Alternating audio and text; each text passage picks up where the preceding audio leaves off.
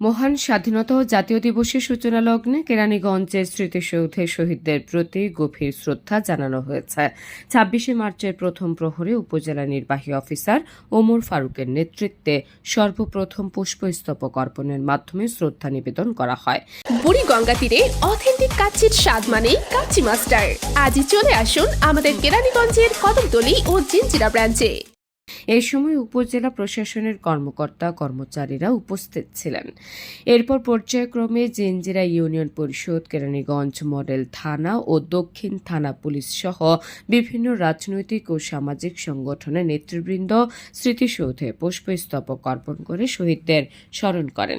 শ্রদ্ধা নিবেদন শেষে স্মৃতিসৌধটি সর্বসাধারণের জন্য উন্মুক্ত করে দেওয়া হয়। দিবসটি উপলক্ষে পুরো এলাকা জুড়ে ছিল গাম্ভীর্যপূর্ণ পরিবেশ ও দেশপ্রেমের আবহ।